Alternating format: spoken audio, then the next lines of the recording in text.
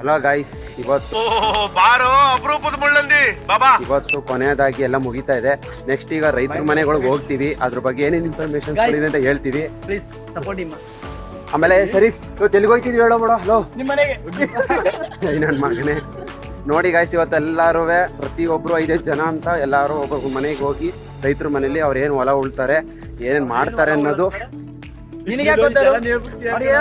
ಏನ್ ಮಾಡ್ತಾರೆ ಅನ್ನೋದು ಗೊತ್ತಾಗುತ್ತೆ, ಮುಂದೆ ಗೊತ್ತಾಗುತ್ತೆ. ಬನ್ನಿ, ಇವನೇ ಅದಕ್ಕೆ ಮೇಯ್ನು ಡೈರೆಕ್ಟ್ರು, ಸೂತ್ರಧಾರಿ. ನೋಡಿ ಸರಿನಾ? ಏನೋ ಏನೋ ಏನೋ ಏನ್ ಸ್ಪಾಟ್ ಆಗಿದ್ದಲ್ಲಿ ಆಫ್ರಿಕಾದಿಂದ ನಡ್ಕೊಂಡೇ ಬಂದ್ಬಿಟ್ಟೇನೋ.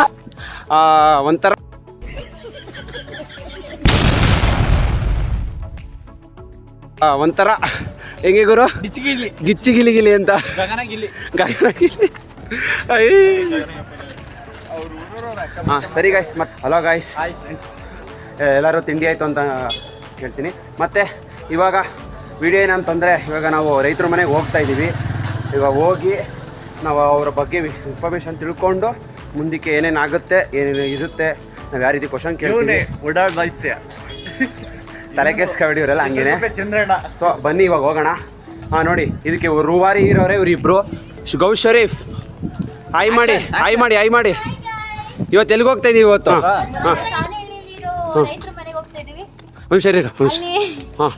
ರೈತರ ಮನೆಗೆ ಹೋಗಿ ಅವ್ರು ಯಾವ ತರ ಬೆಳೆ ಬೆಳಿತಾರೆ, ಈ ಕಡೆ ಏನ್ ಫೇಮಸ್, ಅವ್ರು ಯಾವ ತರ ಬೆಳೆನ ಬೆಳೆದು ಯಾವ ತರ ಮಾರ್ತಾರೆ, ಮತ್ತೆ ಎಂತ ಸಿರಿಧಾನ್ಯಗಳ ಬೆಳೆದ್ರೆ ಅವ್ರಿಗೆ ತುಂಬಾ ಬೆಲೆ ಬರುತ್ತೆ ಅಂತ ನಾವು ಅವ್ರಿಗೆ ಇನ್ಫಾರ್ಮೇಶನ್ ಕೊಡಕ್ ಹೋಗ್ತೀವಿ. ಮತ್ತೆ ಕೇಳಿಸ್ಕೊಂಡ್ರ, ಇವತ್ತು ಇದನ್ನೇ ಕೆಲಸ ಮಾಡಕ್ ಹೋಗ್ತೀವಿ. ಇದಕ್ಕೆ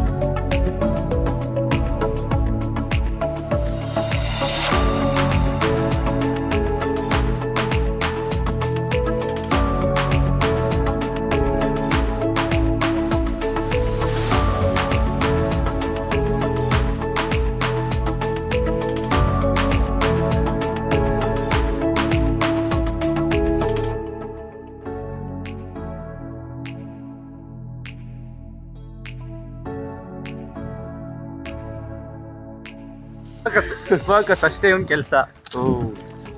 ಸೊ ಇವಾಗ ಹೋಗ್ತಾ ಇದೀವಿ ಗಾಯ್ಸ್. ಎಲ್ಲಿ ಈಗ ಮನೆ ಟ್ರ್ಯಾಕ್ಟರ್ ಇರ್ಬೇಕು ಅಂತ ಮನೆ ನೋಡಿ. ಸೊ ನೋಡಿ, ಈಗ ಮನೆ ಸಿಕ್ತು. ಬನ್ನಿ ಇವಾಗ ನೋಡೋಣ ಏನಾಗುತ್ತೆ ಅಂತ. ಈಗ ಮನೆಗೆ ಬಂದಿದ್ದೀವಿ ಗಾಯ್ಸ್. ಈಗ ಏನು ನೋಡ್ತಾ ಇದ್ದೀರಾ, ಇದು ರೈತರ ಮನೆ ಅಂತ ಹಸುಗಳು, ಹಸು ಎತ್ತುಗಳು. ಅದು ಓರಿ ಗೊತ್ತಿಲ್ಲ ಗಾಯ್ಸ್, ತಪ್ಪಾಗಿ ಹೇಳ್ಬಿಟ್ಟೆ. ಇದು ಹಸು. ಇದನ್ನ ಬೇಕಾದ್ರೆ ಉಳೋದಕ್ಕೆ ಕಟ್ಕೋಬಹುದು, ಇಲ್ಲ ಹಂಗೆ ವ್ಯವಸಾಯ ಮಾಡ್ಬೋದು. ಓಕೆ. ಸೊ ಇವಾಗ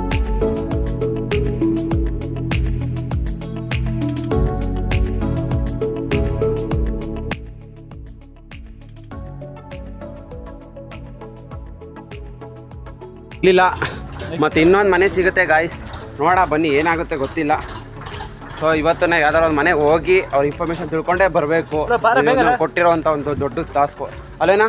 ಹೌದೌದು.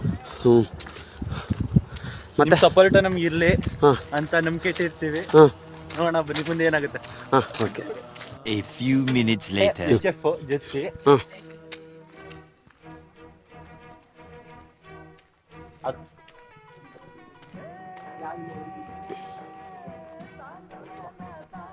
ನಿಮ್ಮನ್ನ ಇನ್ನೂ ನಾವು ಇನ್ಫಾರ್ಮೇಶನ್ ಅಂದರೆ ನಿಮ್ಮ ಈ ಊರಿನಲ್ಲಿ ನಿಮ್ಮ ಬಗ್ಗೆ, ನಿಮ್ಮ ಮನೆದು ನೀವೇನು ಇದು ಮಾಡ್ತೀರಾ, ಇದರಿಂದ ಫ್ಯಾಕ್ಟ್ರಿನ ಒಳ್ಳೆ ಮಾಡ್ತೀರಾ, ನೀವೇನು ತೆಂಗು ಬೆಳಿತೀರಾ, ಏನು ಬೆಳಿತೀರಾ, ಅದರಿಂದ ಲಾಭ ಆ ಬಗ್ಗೆ ಮತ್ತೆ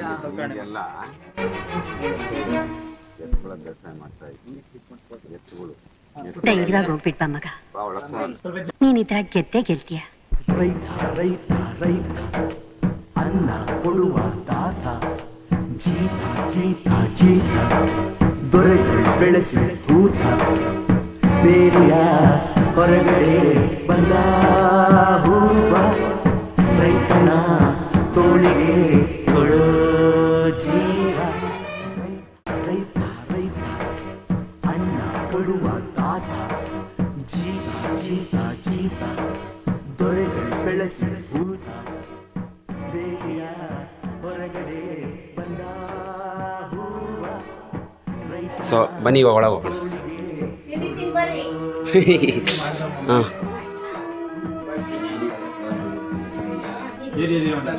ಸರ್, ಈಗ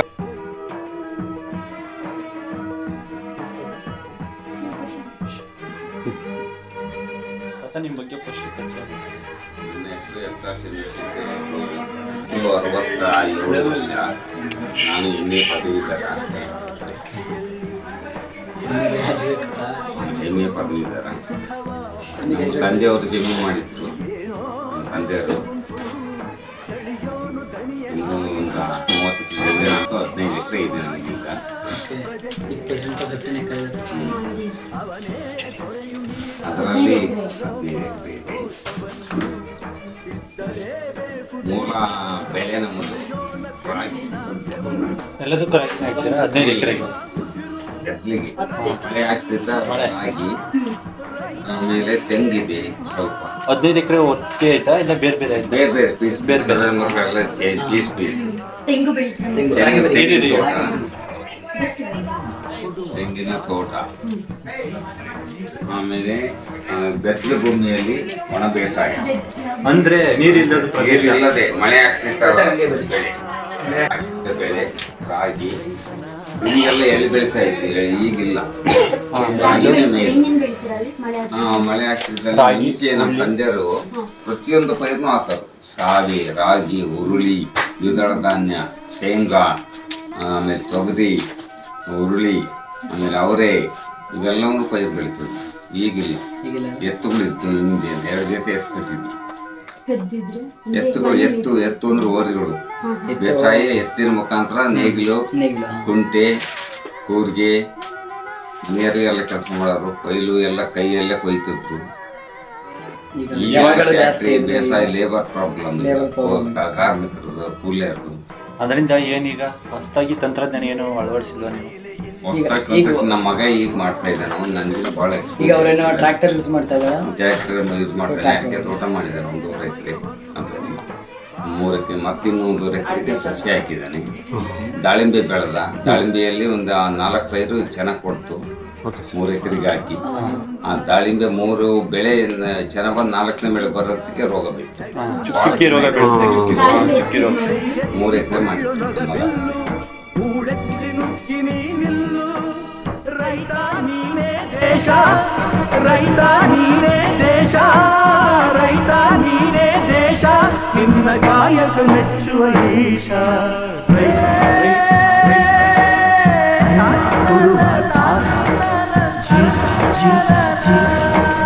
ದೊರೆಗಳು ಬೆಳೆಸಿ ಬೇಲಿಯ ಹೊರಗಡೆ ಬಂದ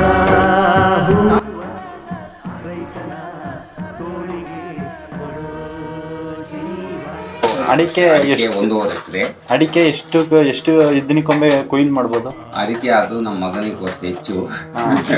ಅದೇನಾಗಿದೆ ಅಂದ್ರೆ ಹೋದ ವರ್ಷ ಮಳೆ ಸ್ವಲ್ಪ ಬರ್ತಾ ಇದೆ. ಈಗ ನೀವು ಹೊಲದಲ್ಲಿ ರಾಗಿ ಎಷ್ಟು ಎಕರೆ ಹಾಕಿದ್ದೀರಾ? ರಾಗಿ ಈಗ ನನ್ನ ತಮ್ಮ ನಮ್ದು ಸೇರಿ 10 ಎಕರೆಗೆ. 10 ಎಕರೆ ರಾಗಿ.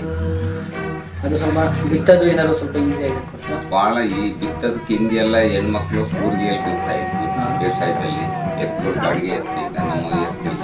ಈಗ ಟ್ರ್ಯಾಕ್ಟರ್ಲೇ ಬಿತ್ತೀವಿ. ಅಂದ್ರೆ ಇವಾಗ ನೀವು ನಾಟಿ ಮಾಡ್ತಿರೋ ಇಲ್ಲ ರಾಗಿ ಚೆಲ್ಲು ಬಿಟ್ಟು ಕುಂಟೆ ಹೊಡಿತೀರೋ? ಇದು ಕೂರ್ಗೆಯಲ್ಲಿ ಬಿತ್ಕೊಂತ ಹೋಗ್ತಾರೆ ಕೂರ್ಗೆಯಲ್ಲಿ. ಮಹಿಳೆಯರ ಕೂಲಿ ಕೆಲಸ ಅಂತ 4 ತಾಳಿನ ಕೂರ್ಗೆಯಲ್ಲಿ ಮಹಿಳೆಯರ ಕೂಲಿ ಅದೇ ರೌಂಡ್ ಹಿಂಗ್ ದೊಡ್ಡ ಕೂರ್ಗೆ ಅಂತ ನೆನ್ಪಿಟ್ಕೊ. ಈಗೇನು ನೋಡಿದಿರಾ, ಕೊನೆಯದಾಗಿ ಎಲ್ಲ ನಾವು ಅವ್ರ ಬಗ್ಗೆ ಮಾತಾಡಿದ್ವಿ, ಇನ್ಫಾರ್ಮೇಷನ್ ತಿಳ್ಕೊಂಡ್ವಿ. ಸೊ ಇವಾಗ ನಾವು ಹೋಗ್ತಾ ಇದ್ದೀವಿ. ಸೊ ಈಗೆಲ್ಲರೂ ಎಲ್ಲ ಆಯಿತು. ಈಗ ನಮ್ಮ ಒಂದು ರೈತರು ಮುಂದೆ ಯುವಕರು ಏನೇನು ಮಾಡಬೇಕು, ಹಿಂದೆ ಏನೇನು ಮಾಡ್ತಾಯಿದ್ರು ಅಂತ ಎಲ್ಲ ಇನ್ಫಾರ್ಮೇಷನ್ ತಿಳ್ಕೊಂಡಿದ್ದೀವಿ. ಈ ಪ್ರತಿಯೊಂದು ವೀಡಿಯೋನ ನಾನು ಯೂಟ್ಯೂಬ್ಗೆ ಅಪ್ಲೋಡ್ ಮಾಡ್ತೀನಿ. ಅದನ್ನು ಆದಷ್ಟು ಸಪೋರ್ಟ್ ಮಾಡಿ ಅಂತ ಹೇಳ್ತಾ ಈ ವಿಡಿಯೋನ ಇಲ್ಲಿಗೆ ಎಂಡ್ ಮಾಡ್ತಾಯಿದ್ದೀನಿ. ನೋಡಿ, ಇದಕ್ಕೆಲ್ಲ ನಮಗೆ ಸಹಾಯ ಮಾಡಿದವರು, ಇವನ ಹೆಸರು ಮನೋಜ್ ಕುಮಾರ್ ಅಂತ, ಇವನು ಬಿಳ್ಕೆರೆ ಇವನು. ಇವನು ಗೌ ಶರೀಫ್ ಅಂತ ಅದ್ರ ಬಗ್ಗೆ ಎಲ್ಲ ಸಹಾಯ ಮಾಡಿದವನು. ಇವನು ಸುದೀಪ್ ಅಂತ, ಇವನು ಜೊತೆಗೆ ಸಪೋರ್ಟಾಗಿ ನಿಂತಿದ್ದು. ಆಮೇಲೆ ಇವಾಗ ಇನ್ನೊಬ್ಳು ಬರ್ತಾಳೆ, ಅವಳು ಅಲ್ಲಿ ನಿಂತಿದ್ದಾಳೆ ನೋಡಿ. ಅವರು ಎಲ್ಲ ಪ್ರತಿಯೊಂದು ಪ್ಲ್ಯಾನು ಅದ್ರ ಏನೇನಿದೆ, ರೈತರ ಬಗ್ಗೆ ಏನೇನು ಕೇಳಬೇಕು ಅಂತೆಲ್ಲ ಕೇಳಿದ್ದಾರೆ. ಸೊ ಮತ್ತೆ ಇನ್ನೊಮ್ಮೆ ಸಿಗೋಣ. ಎಲ್ಲ ಸ್ಟೂಡೆಂಟ್ ಗರ್ಡ್ಸ್ ಕಡೆಯಿಂದ ಇದು ಮಾಡ್ತಾ ಇರೋದು. ಏನಂದರೆ ಒಂದು ವಿಷಯ ಏನಂತಂದರೆ, ಪ್ರತಿಯೊಬ್ಬರು ರೈತರಿಗೂ ಒಳ್ಳೆ ರೀತಿ ಬೆಲೆ ಸಿಗಬೇಕು ಅನ್ನೋದೇ ನಮ್ಮ ಆಸೆ. ಏಕೆಂತಂದರೆ ರೈತರು ಇಲ್ಲದೆ ನಾವಿಲ್ಲ. ಏನಂತೀರಾ? ಓಯ್ ಏನಂತೀರಾ? ರೈತರಿಲ್ಲದೆ ನಾವಿಲ್ಲ. ರೈತರನ್ನ ಸಪೋರ್ಟ್ ಮಾಡಲೇಬೇಕು, ಕೊನೆ ತನಕ ಮಾಡಲೇಬೇಕು. ಏಕೆಂದರೆ ಜೈ ಕಿಸಾನ್. ಮತ್ತೆ ಸಿಗೋಣ. ಜೈ ಕಿಸಾನ್. ಮತ್ತೆ ಸಿಗೋಣ. ದೋಷವನ್ನು ಇದ್ದಲೇ